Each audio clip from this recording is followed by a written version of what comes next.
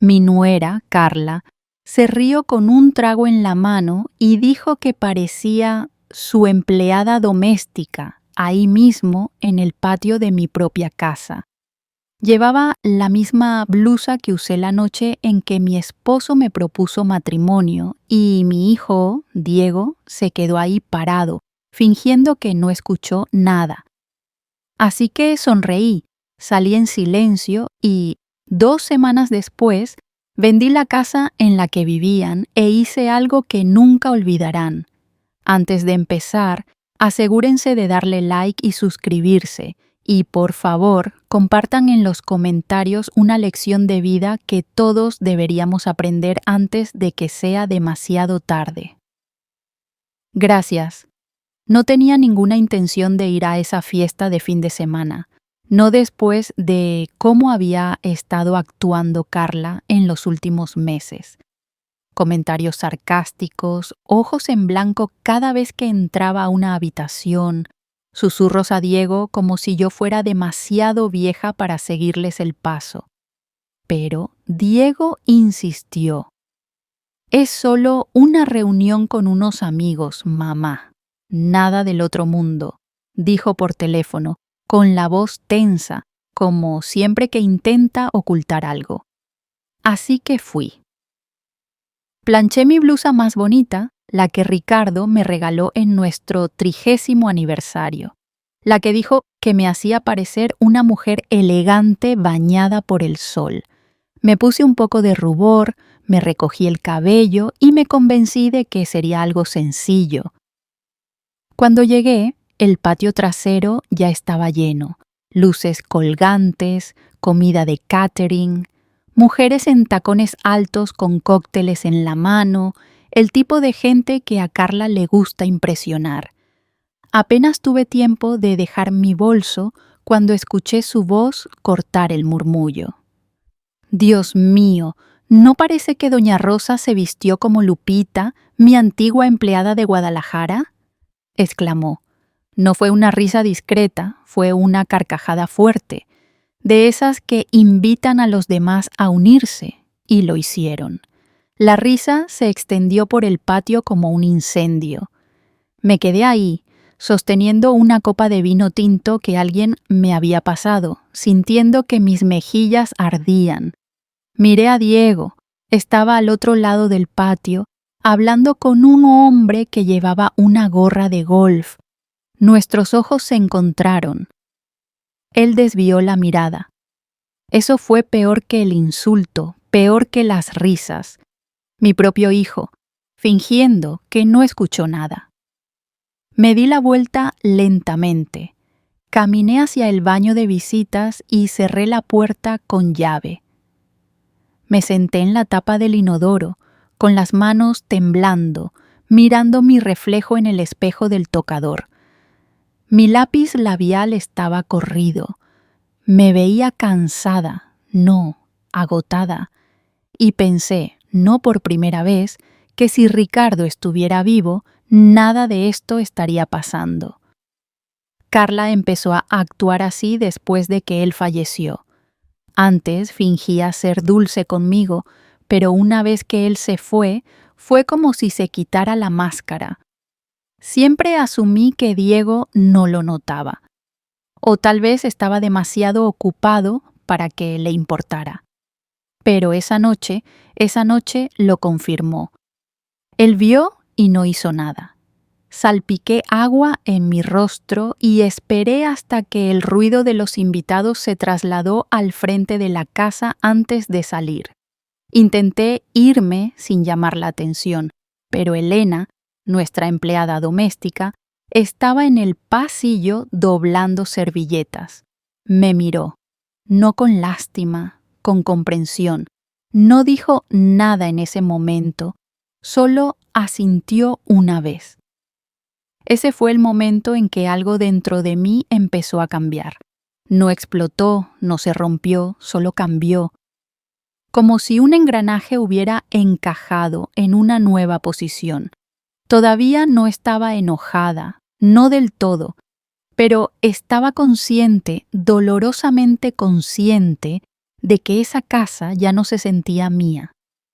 Había criado a Diego entre esas paredes, cocinado cada cena de Navidad en esa cocina, traído a Ricardo a casa después de su primera cirugía de corazón, y ahora me estaban ridiculizando en mi propio patio trasero por una mujer que ni siquiera estaba cuando Diego aún tenía dientes de leche. En el camino a casa no lloré. Conduje en silencio, con ambas manos en el volante, las luces de la calle parpadeando a través del parabrisas como estática. Estacioné en mi entrada, apagué el motor y me quedé sentada un buen rato con las llaves en el regazo. Pensé en todas las veces que había defendido a Carla ante mis amigas. Es solo su carácter fuerte, decía. En el fondo tiene buenas intenciones.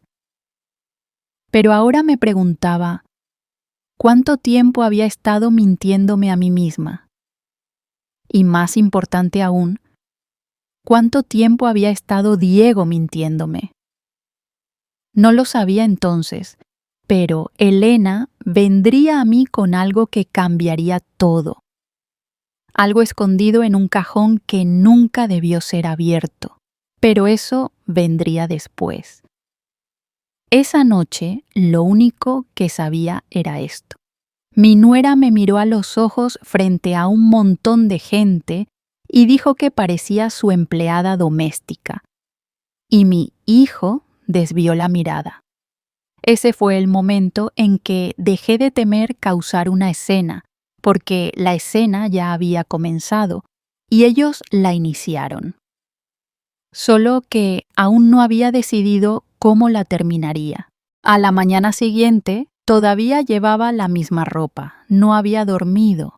Me serví una taza de café negro a las 6 de la mañana y me quedé parada en la cocina, mirando el refrigerador donde un imán de pesca de Ricardo aún sostenía una foto desvaída de Diego a los 12 años, cubierto de pastel. Seguía pensando en ese momento, en la voz de Carla cortando la risa, en la forma en que los ojos de Diego se apartaron. Lo repetí una y otra vez como un castigo, intentando descifrar si había malentendido algo. Pero no lo había hecho.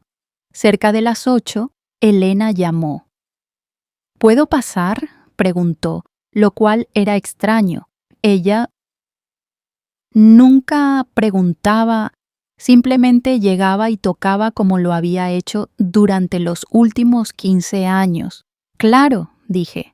20 minutos después estaba en mi puerta con una bolsa pequeña y una expresión más seria de lo que jamás había visto en ella. No se sentó, caminó directo al mostrador, abrió su bolsa y sacó un sobre de manila. «Necesitas ver esto», dijo en voz baja. Dentro había un montón de documentos impresos, cartas bancarias, algunos papeles de un préstamo y algo que hizo que mi estómago se desplomara. Un acuerdo de segunda hipoteca. Mi nombre estaba en él, mi firma, solo que no era mía. Lo encontré en el último cajón del escritorio de Diego anoche, dijo. Lo dejó abierto cuando salieron al patio. No sé por qué miré, solo sentí que algo no estaba bien. Pasé los dedos por la firma. Era parecida, pero no mía. Quien la falsificó había practicado. Mi boca se secó. ¿Por qué haría esto?, susurré, aunque ya lo sabía. Dinero, siempre dinero. Creo que Carla lo presionó, dijo Elena. Han estado peleando por las remodelaciones. Ella ha dicho cosas como: «De todos modos, tu mamá no estará mucho tiempo». Hizo una pausa, sus ojos brillando de furia. No iba a decir nada, pero después de anoche, después de lo que dijo frente a todos, asentí, incapaz de hablar. No solo me estaba humillando socialmente. Estaban planeando financieramente Y no solo esperaban que muriera, estaban intentando acelerar las cosas en términos legales. Me sentí como si estuviera bajo el agua. No sé qué hacer, dije finalmente. Elena se acercó, su voz baja. Sí lo sabes, dijo. Solo no quieres ser ese tipo de mujer. Pero ella ya ha sido ese tipo de mujer contigo. Parpadeé rápido. Fue la primera vez que alguien lo dijo tan claro. Elena siempre había sido amable. Incluso cuando las cosas se ponían tensas en la casa, nunca tomaba partido. Pero ahora parecía lista para incendiar todo el lugar por mí. Tomé los documentos y los miré como si estuvieran escritos en otro idioma. ¿Crees que Ricardo lo sabía?, pregunté. Siempre decía que Diego era inteligente, pero débil. Elena dudó. Hay más, dijo, metiendo la mano en su bolsa otra vez. Sacó un sobre gastado con la letra de mi esposo en la portada. Mi nombre en cursiva. Lo encontré detrás de uno de los libros en el estudio. Creo que era para ti.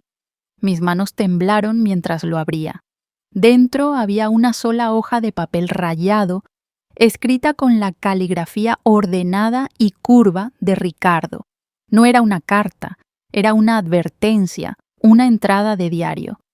Me preocupa que la ambición de Carla esté calando en Diego, escribió. No es cruel, es cuidadosa, y creo que él está dejando que lo convierta en algo que no es. Rosa, si algo me pasa, prométeme que la vigilarás de cerca. No dejes que su encanto te ciegue.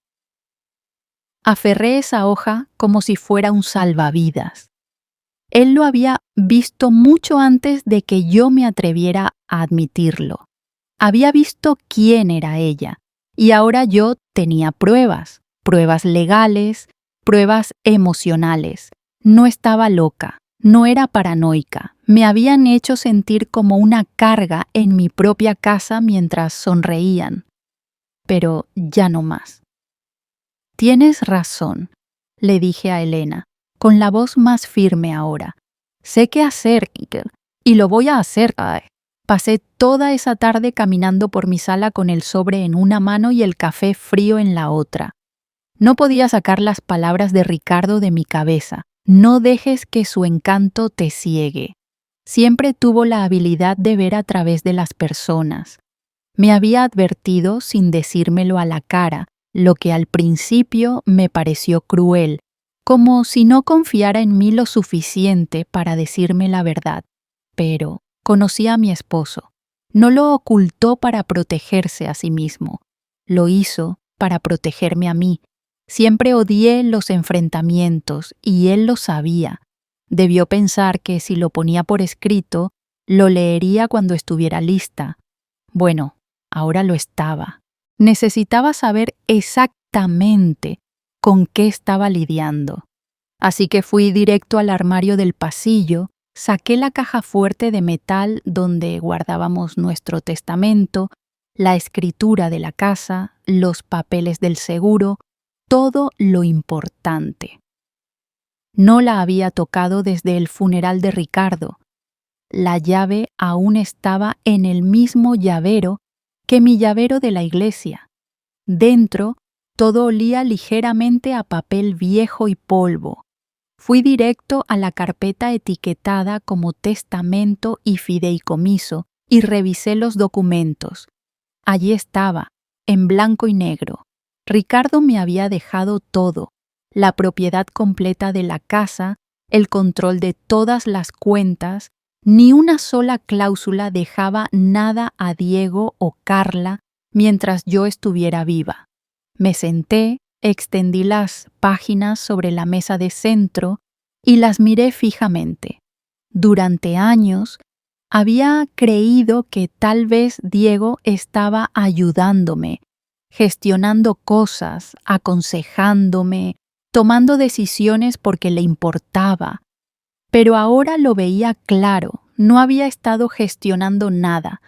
Había estado abriéndose camino hacia el poder, una firma silenciosa a la vez, y esa hipoteca falsificada no era solo desesperación, era premeditada. Mi pecho se apretó mientras alcanzaba el último sobre en la caja. Lo había olvidado hasta ahora. Un pequeño paquete marrón que Ricardo había marcado como privado.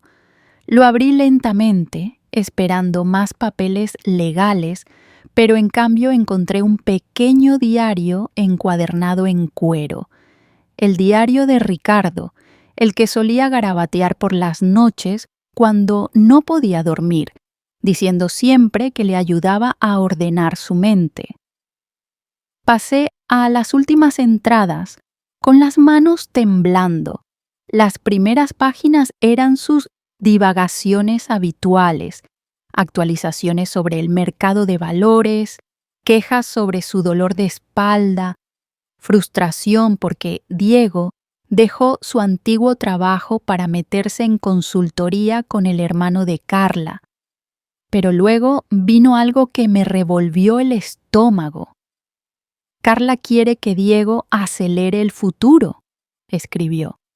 No lo dice directamente, pero sé lo que significa.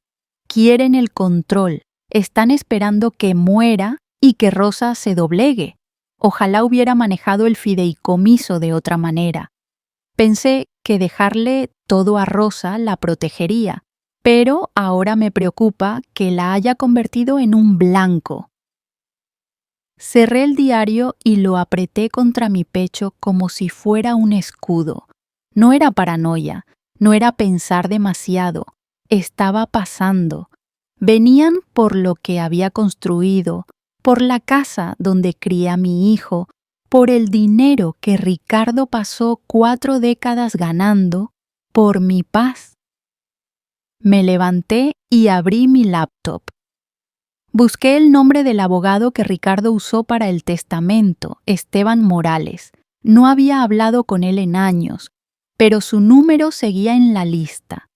Levanté el teléfono, marqué y, cuando su asistente contestó, dije con calma: «Dígale al señor Morales que habla Rosa Méndez.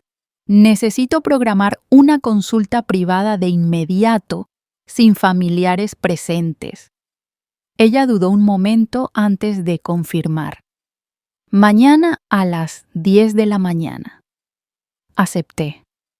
Cuando colgué, sentí algo que no había sentido en meses. Claridad. No rabia, no dolor, claridad.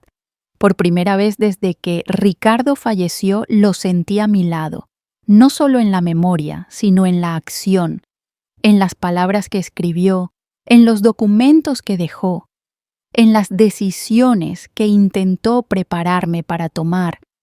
Él sabía quién era Carla, y sabía que Diego, por mucho que lo amara, era demasiado débil para detenerla. Pero yo podía, y lo haría. No gritaría ni discutiría, usaría hechos, documentos, la ley, las mismas herramientas silenciosas que intentaron usar contra mí.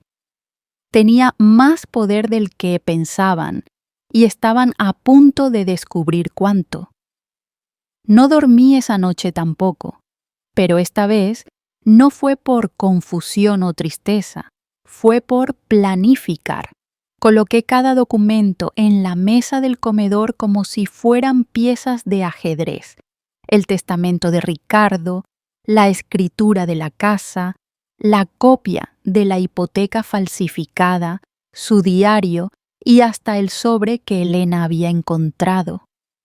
Ensayé lo que le diría a Diego, no porque pensara que podía cambiar su opinión, sino porque quería ver su cara cuando la verdad saliera a la luz. A la mañana siguiente me vestí con propósito, pantalones, zapatos planos y la blusa azul oscuro que Ricardo siempre decía que me hacía parecer presidenta de una junta escolar. Quería verme como alguien en control. Llegué a su casa justo después del mediodía, sin avisar. Carla abrió la puerta en ropa de yoga y maquillaje completo, claramente molesta. «Oh», dijo, forzando una sonrisa, «deberías haber llamado primero, Rosa». «Diego», la interrumpí, «necesito hablar con los dos ahora». El tono de mi voz debió sorprenderla, porque por primera vez no tuvo una respuesta sarcástica. Llamó a Diego y ambos se sentaron frente a mí en la isla de la cocina, como dos adolescentes a punto de ser regañados. Saqué los documentos de mi bolso y los puse sobre la mesa uno por uno. «Esto», dije, señalando el formulario de la hipoteca falsificada, «tiene mi firma, pero no la puse yo». La cara de Diego palideció. Carla cruzó los brazos. «Estás equivocada», dijo demasiado rápido. Miré a Diego. «Dime que yo firmé esto, Diego. Mírame a los ojos y dime que es mi firma». Abrió la boca, pero no salió ninguna palabra. «¿Cómo conseguiste eso?», preguntó finalmente, con voz baja. «¿Importa?», dije. «Cometiste un fraude. Usaste mi nombre para sacar una deuda sobre una casa que ni siquiera es tuya». Deslicé la escritura hacia adelante. «Yo soy la dueña legal de esta casa, completamente. Tu padre se aseguró de eso». Carla soltó una risita. «Hemos vivido aquí por años. ¿Crees que vas a echarnos por unos papeles?». Su arrogancia era increíble. «No son unos papeles», dije, más calmada de lo que sentía. «Es prueba, y les estoy dando una oportunidad de confesar. Digan qué más han hecho, digan la verdad y tal vez considere no presentar cargos». Diego parecía querer desaparecer. Sus hombros se hundieron, sus ojos buscaban una salida. «Fue solo para cubrir la remodelación», murmuró. «Íbamos a pagarlo». Solté una risa corta y cortante. «Falsificaste la firma de tu madre. Eso no es un préstamo, es robo». Carla se inclinó hacia adelante. «Estás siendo dramática. No es como si hubiéramos intentado matarte. Todavía estás viva, ¿no?». Eso fue todo. Me puse de pie. «Tienes razón, estoy viva y planeo seguir así. Por eso, a partir de hoy estoy revocando a Diego como mi apoderado financiero. Ya presenté los documentos con el abogado esta mañana. Todas las cuentas conjuntas están congeladas. La casa se pone en venta esta semana. Recibirán una notificación formal en los próximos 2 días». Carla se levantó también con el rostro enrojecido. «No puedes hacer eso. Estás castigando a tu propio hijo, a tu familia, por un error». «No», dije, recogiendo los papeles. «Estoy corrigiendo un error que cometí al dejar que cualquiera de los dos se sintiera con derecho a algo que nunca fue suyo». Diego intentó de nuevo. «Mamá, por favor, ¿podemos hablar en privado?». Carla no lo decía en serio, solo nos sentimos abrumados. Lo miré. Realmente lo miré y vi, no al niño que crié, sino a un hombre que dejó que su esposa tratara a su madre como basura mientras él se quedaba callado. Pensé en todas las veces que le llevé sopa cuando estaba enfermo. Todas las noches que pasé en sus recitales de piano, aplaudiendo más fuerte que nadie. Y ahora aquí estaba, rogando por privacidad después de conspirar para robarme. «Se acabó el hablar en privado», dije. «Si hay algo que he aprendido, es que los secretos son como operan ustedes dos. Ya terminé de estar callada. Ya terminé de ser amable.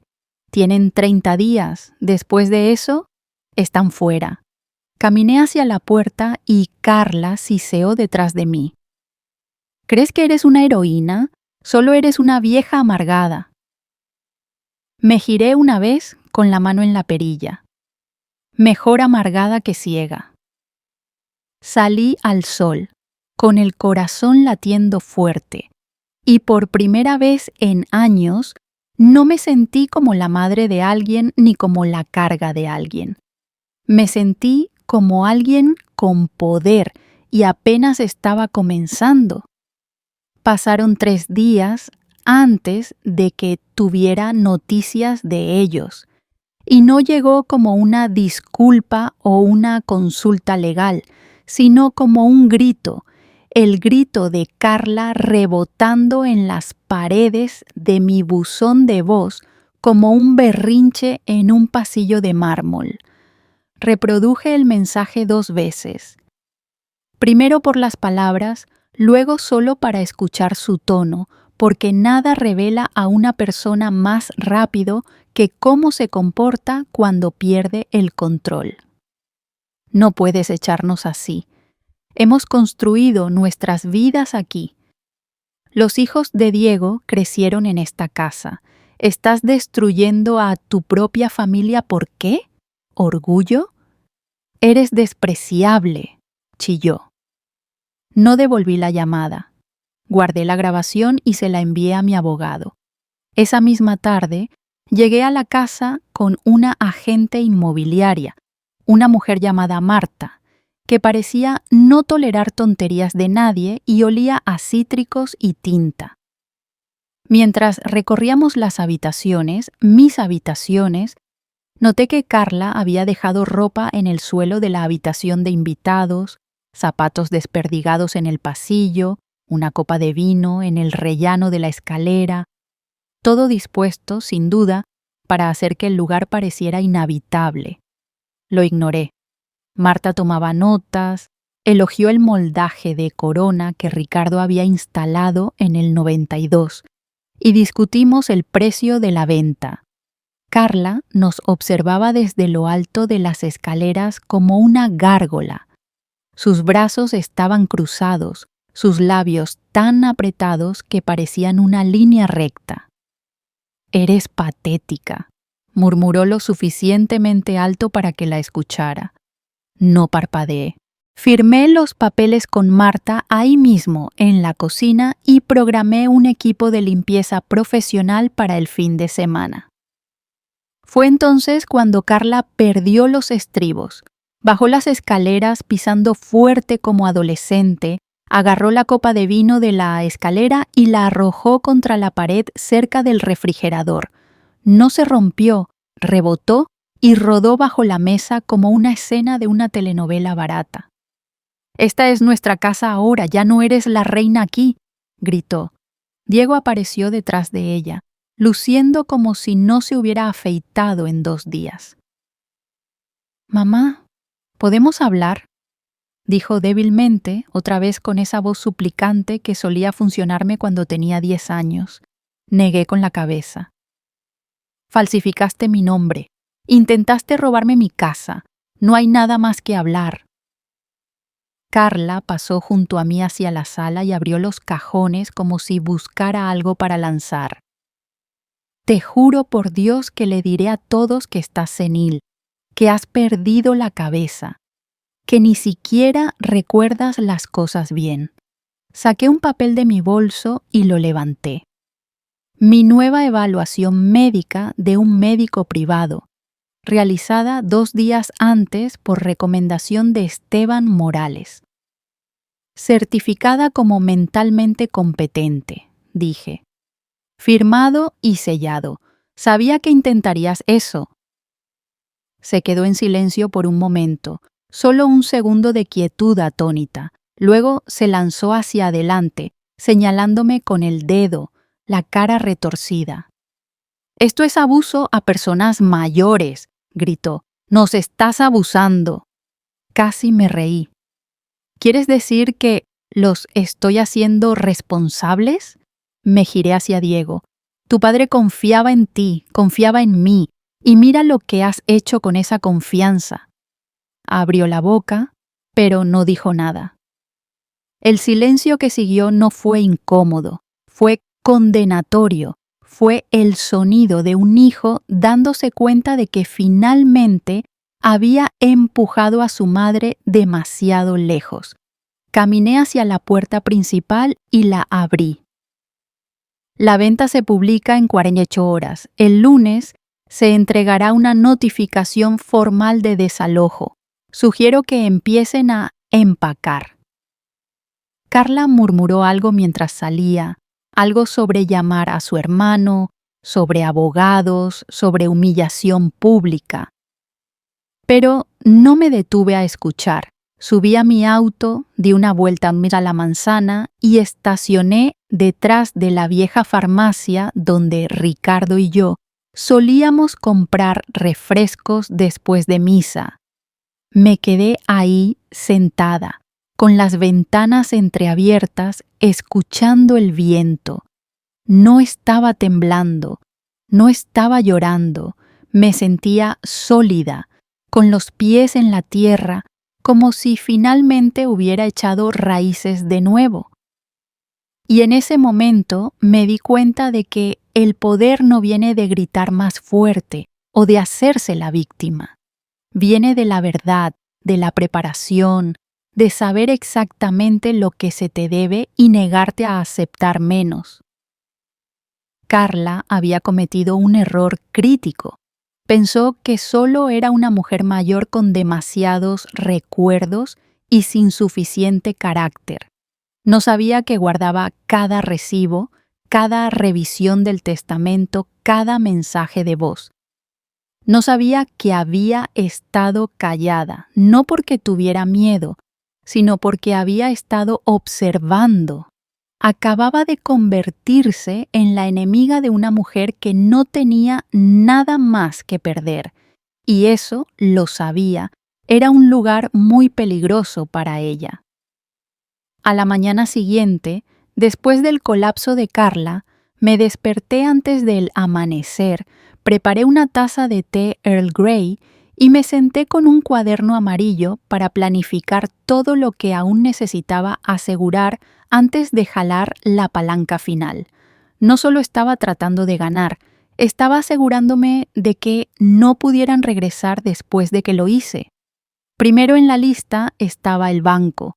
Ya había congelado las cuentas conjuntas, pero ahora instruí que cerraran por completo las que Diego tenía acceso y redirigieran todo a un fideicomiso bajo mi nombre con un fiduciario independiente. Ya no confiaba en nadie conectado con él. La banquera, una joven llamada Sofía, levantó las cejas al ver los papeles que le entregué. ¿Tu hijo falsificó esto?, preguntó, atónita. No me inmuté. Mi abogado se pondrá en contacto si el banco no marca el fraude internamente, dije, doblando el archivo con precisión. Gracias por tu tiempo. Luego vinieron las cerraduras. Ya había llamado a un cerrajero el día anterior, pero reprogramé para el sábado por la mañana, el mismo día en que Carla planeaba un brunch benéfico en la casa. Según el sitio web del catering, había reservado el patio, el jardín y un camión de champán para su evento de networking. Debió pensar que no tendría el valor de actuar antes. Ese fue su primer error. Confirmé con la oficina del sheriff que la notificación de desalojo sería entregada personalmente el lunes por la mañana y hablé con Esteban para asegurarme de que cada firma estuviera triplemente verificada. No iba a dejar que Carla o Diego encontraran agujeros en nada. Una vez que todo estaba en marcha, regresé a la casa una última vez, sola. Caminé por cada habitación con un cuaderno, haciendo un inventario de lo que era mío, lo que quedaba y lo que habían arruinado. La mesa antigua en el vestíbulo tenía rasguños de alguien que había arrastrado bolsas sin levantarlas. La repisa de la chimenea estaba rayada, quién sabe por qué. En la cocina, el especiero que Ricardo había construido estaba cubierto de grasa. Pero, extrañamente, nada de eso me dolió. solo hizo que la decisión fuera más clara. No habían respetado la casa, la historia ni las manos que la construyeron. La trataban como un fondo para sus vidas de Instagram. Me paré en la puerta del dormitorio principal y vi mi foto de boda aún en el tocador, el marco ligeramente torcido. Lo enderecé. Esa habitación alguna vez estuvo llena de calidez. El tarareo de Ricardo, mientras se cepillaba los dientes, el sonido de discos viejos tocando los domingos por la mañana. Ahora era fría y estéril, como una habitación de hotel que había sido ocupada demasiado tiempo. Regresé al armario del pasillo y recuperé las últimas carpetas financieras, las metí en mi bolso y revisé 2 veces el sistema de alarma. Ya había cambiado la contraseña y me aseguré de eliminar por completo los códigos de acceso de Diego y Carla del sistema. Esa noche me reuní con Elena para cenar en un pequeño restaurante mexicano en la calle Quinta. Llegó con lápiz labial y una chaqueta de mezclilla que no le había visto antes. «Pareces como si acabaras de despedir a medio mundo», bromeó mientras nos sentábamos. «Tal vez lo hice», dije, sonriendo. Le conté todo, sobre el abogado, el banco, el cerrajero, el brunch. Se rió cuando le dije que las cerraduras se cambiarían durante el evento. «¿Eres fría o...?» dijo levantando una margarita a sus labios. «No», dije. «Por fin estoy cálida». Se inclinó hacia mí. «¿Quieres que esté ahí el sábado?» Hice una pausa. «No te lo impediré». Ella sonrió. «Llevaré mi cámara». Esa noche, en casa, redacté un último documento, una carta abierta a Diego. No para Carla, no para pelear o discutir, solo para explicar por escrito por qué estaba haciendo lo que estaba haciendo. Le dije cómo había soportado años de pequeñas humillaciones, cómo dejé que su esposa me desgastara, esperando que él lo notara. Le dije que cuando supe que mi propio hijo había falsificado mi nombre, algo se rompió para siempre. Le recordé la casa que construimos, las comidas que compartimos, los años que puse mi corazón en criarlo, y terminé simplemente. «No necesito tu permiso para protegerme, y tú ya no tienes el mío para usar mi silencio como arma». La firmé y la sellé, sin dirección de retorno, sin postdata, sin rogar por comprensión. Cuando me fui a dormir esa noche, dormí más profundo de lo que había dormido en meses porque, por primera vez, sabía exactamente qué iba a pasar después, y esta vez sería en mis términos. El sábado llegó como un tamborazo final, constante e inevitable, y ya estaba vestida y fuera de casa a las 9 de la mañana con un blazer impecable, 2 copias del acuerdo de venta en mi bolso y un poco de lápiz labial que no había usado desde el funeral de Ricardo. Llegué a la casa antes que el camión de champán y como prometí, el cerrajero estaba esperando en la acera, herramientas en mano, con los ojos brillando de curiosidad. No necesité explicar mucho. «Todo lo que importa ya no está», le dije, señalando la puerta principal, y él asintió, profesional y silencioso, mientras comenzaba el proceso de sacar a Diego y Carla de mi casa, un cerrojo a la vez. Los invitados ya habían comenzado a llegar para cuando terminamos. Madrugadores con energía de mimosa y sonrisas de caridad, ninguno sabiendo que la anfitriona a la que vinieron a halagar ni siquiera podría dejarlos entrar. Esperé en mi auto hasta que la multitud se espesó, observando a Carla revolotear de persona en persona con su vestido floral alquilado, saludando a los fotógrafos como si estuviera a punto de anunciar una campaña política. Sus ojos se encontraron con los míos brevemente a través del césped y sonreí. Ella no.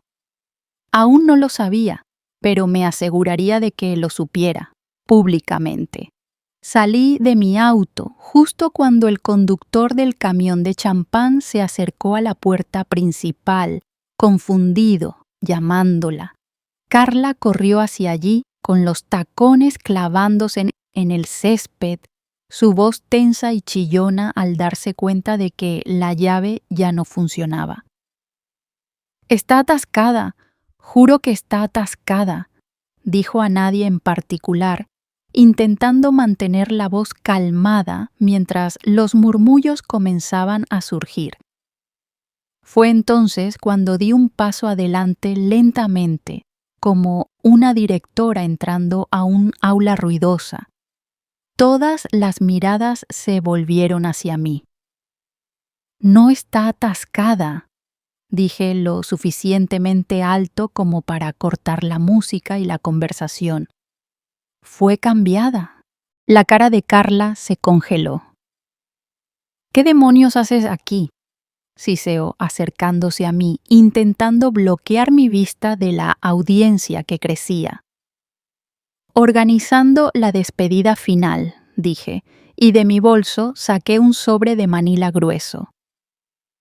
«A partir de ayer, esta propiedad fue vendida. Los nuevos dueños toman posesión el próximo mes.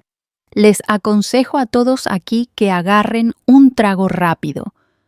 Puede ser el último que sirvan en este patio». Hubo un murmullo en la multitud, confusión, risas, un silencio incómodo. Diego salió del jardín lateral con el rostro rojo y agotado. «Mamá, para», dijo en voz baja. «No tienes que hacer esto aquí». Me giré hacia él, tranquila y clara. «De hecho, sí, porque cada vez que lo hice en privado, me ignoraste.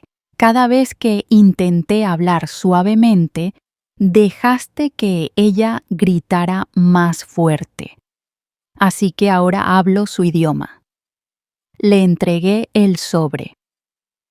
«Dentro encontrarás copias de la venta, la notificación de desalojo y tu acuerdo de hipoteca falsificado. No te preocupes, aún no he presentado cargos». Carla se lanzó hacia mí, pero Elena, bendita sea, apareció de la nada, interponiéndose entre nosotras con su teléfono levantado, grabando. «Sonríe, Carla», dijo. «No querrás que tus donantes se pierdan esto». Carla se detuvo en seco, de repente consciente de cuántos teléfonos estaban fuera, cuántas miradas de reojo había detrás de los platos de papel y las gafas de sol. «Vieja vengativa», siseó. «¿Crees que has ganado? Todos aquí ven qué clase de monstruo eres». Miré a mi alrededor. La mayoría de los invitados retrocedían lentamente, recogiendo sus bolsos, murmurando disculpas y dirigiéndose a sus autos. El conductor del camión de champán estaba torpemente junto a la reja. «Supongo que esa es mi señal», dije, girándome hacia Elena. «¿Lista?» «Siempre», dijo, tomándome del brazo. Caminamos por el sendero, pasando por las personas que una vez se rieron de mí en ese mismo patio, pasando por la casa donde crié a un niño que olvidó quién construyó su mundo, pasando por la mujer que pensó que podía quebrarme sin consecuencias. Al llegar a la acera, me giré una vez más para ver a Carla desplomada en una silla del patio, con el rímel corriéndose por su rostro, Diego de pie junto a ella con el sobre en la mano, la culpa pintada en su cara. No sonreí, no saludé, solo seguí caminando porque sabía que esto no era el fin de una fiesta. Era el comienzo de mi paz, Y lo mejor de todo, aún no había terminado. La notificación de desalojo llegó a su puerta el lunes por la mañana a las 7:42, entregada personalmente por un oficial del sheriff con gafas de espejo y una voz que no admitía tonterías, ni siquiera de alguien como Carla. No estuve allí para verlo, pero Elena sí. Estacionó 2 casas más abajo con un muffin y un café, y dijo que la forma en que Carla gritó parecía que le habían robado un riñón. Diego ni siquiera discutió, se quedó en la puerta en pants, tomó el sobre, asintió como hombre, que finalmente se dio cuenta de que la fecha de ejecución era real y cerró la puerta en silencio detrás de él. Para el jueves llegó el camión de mudanza, solo uno, no los 3 que Carla alardeaba que necesitaría para todas sus piezas de diseñador. Y para el sábado se habían ido, sin mensaje de despedida, sin disculpas, ni siquiera un texto de Diego. Se mudaron a una casa rentada al otro lado de la ciudad, en una calle sin salida, la mitad de grande que la propiedad que alguna vez llamaron suya. Lo supe solo porque una mujer de mi antiguo grupo de la iglesia vivía en la misma calle. Ella gritó a los de la mudanza, me dijo por teléfono, susurrando como si fuera chisme sobre el alcalde. Él solo se sentó en la acera y fumó. No dije nada. No había nada que decir. Se acabó.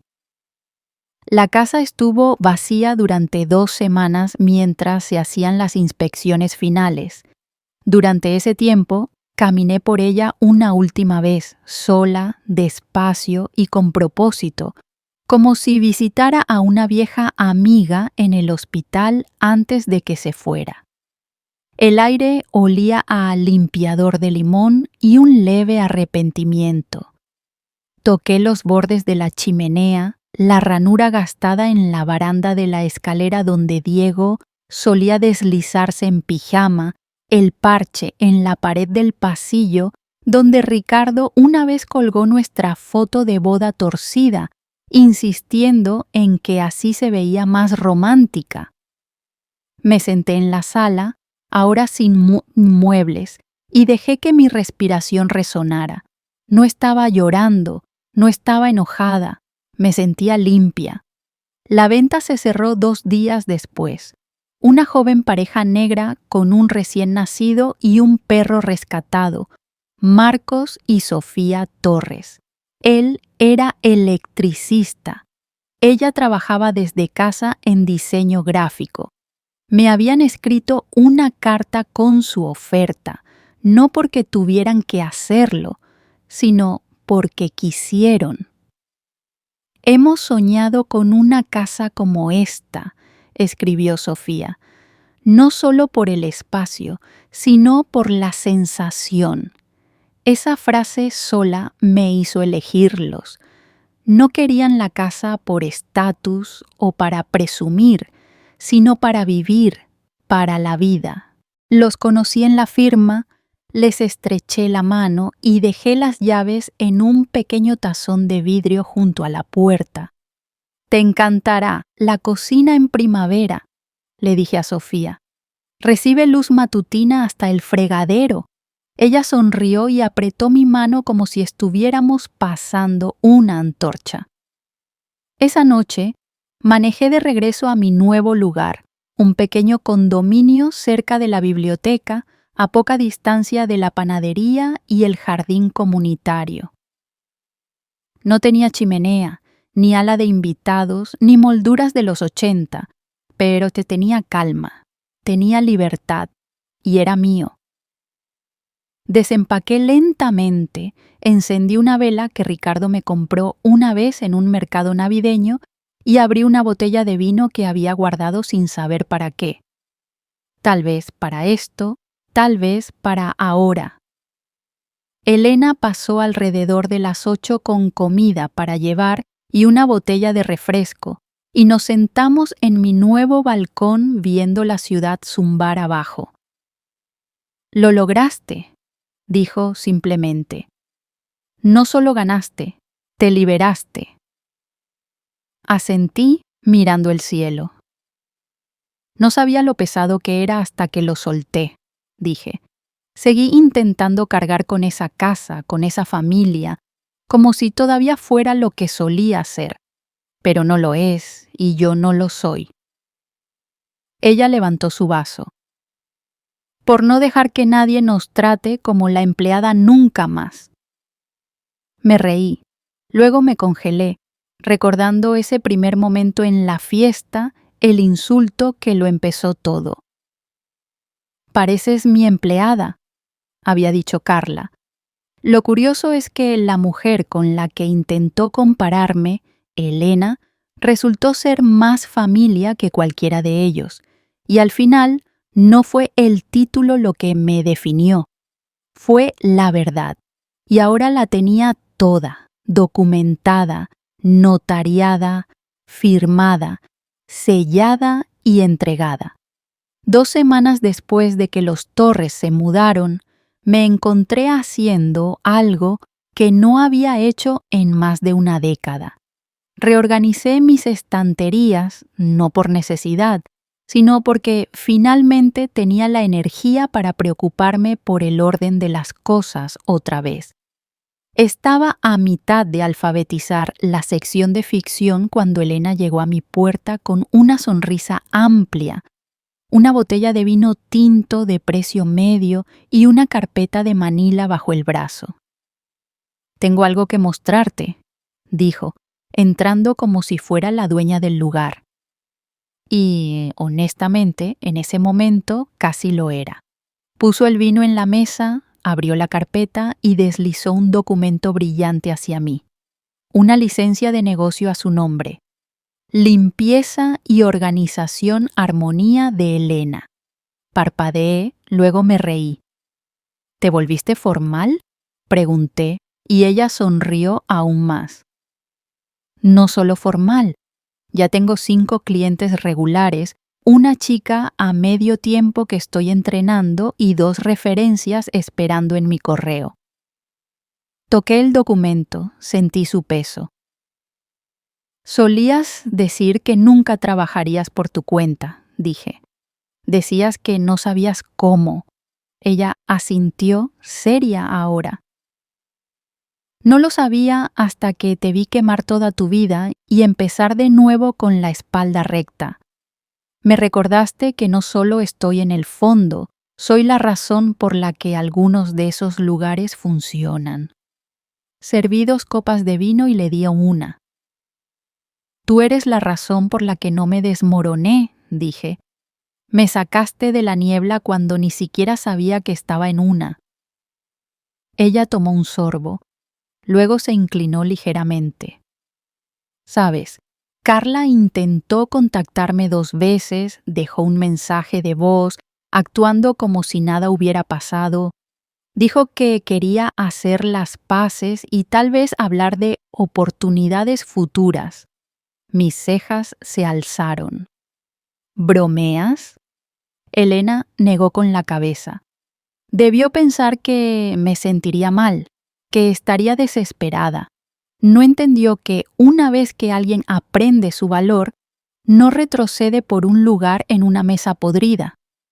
Me reí más fuerte de lo que había reído en meses, con todo el cuerpo. Elena levantó su copa otra vez. «Por el autoempleo», dijo. «Por los límites», añadí. «Por la dignidad», dijo ella. «Por el silencio roto», respondí. Chocamos las copas, y no éramos solo 2 mujeres brindando con vino, era una ceremonia, un exorcismo, una liberación. Más tarde esa noche, después de que ella se fue y los platos estaban lavados, me senté en mi balcón y pensé en lo extraño que era, que la persona que terminó a mi lado no fuera de mi sangre, no alguien a quien crié, sino alguien a quien alguna vez pagué por limpiar mis pisos. Y sin embargo, ella fue la única que realmente me vio, que no me pidió que me encogiera o desapareciera o estuviera agradecida solo por ser tolerada. Elena había construido un nuevo negocio, sí, pero más que eso, se había construido una nueva columna vertebral, y verla me hacía querer más también. No venganza, no caos, solo una vida que se sintiera mía. Saqué mi cuaderno, el que usaba para listas de compras, y comencé una nueva página. En la parte superior escribí siguiente. Debajo enlisté 3 cosas: unirme al club de lectura local, visitar el Museo de Arte en el centro que siempre dije que vería, y apuntarme a esas clases de acuarela de las que Ricardo una vez se burló. Solía decir que sería peligrosa si alguna vez dejaba de poner a todos los demás primero, y ahora tal vez lo era, no de una manera cruel, sino de una manera firme, silenciosa, deliberada. Escribí la carta un jueves por la tarde con las ventanas abiertas y el sonido de las campanas de viento de alguien sonando suavemente afuera, como una exhalación lenta. No era para Diego, y mucho menos para Carla. Ya les había dicho todo lo que necesitaba con silencio y firmas. No. Esta carta era para mis nietos, Lía y Tomás, 2 niños dulces y de mirada aguda que no pidieron nacer en medio del desastre de nadie, que me abrazaron la última vez que los vi sin dudar ni juzgar. Esperé a escribirla hasta que el ruido se asentara, hasta que mis propios pensamientos dejaran de girar, porque no quería que viniera de la rabia, quería que viniera de la verdad. Les conté sobre la casa, cómo no eran solo paredes y cuartos, sino recuerdos. El azulejo roto donde su papá una vez lanzó una pelota de básquet adentro y rompió una lámpara. El cajón que se atascaba en la cocina porque guardaba baterías extra como si fuera una superstición. El jardín donde su abuelo una vez cultivó los tomates más tercos del mundo. Les dije que estaba bien sentirse confundidos, heridos o incluso enojados conmigo. Les dije que la historia que sus padres podrían contar sobre la casa siendo robada no sería cierta. Pero no les pedí que tomaran partido. Solo les pedí que recordaran que el amor no desaparece solo porque las personas fallan en demostrarlo. Metí 2 fotos en el sobre.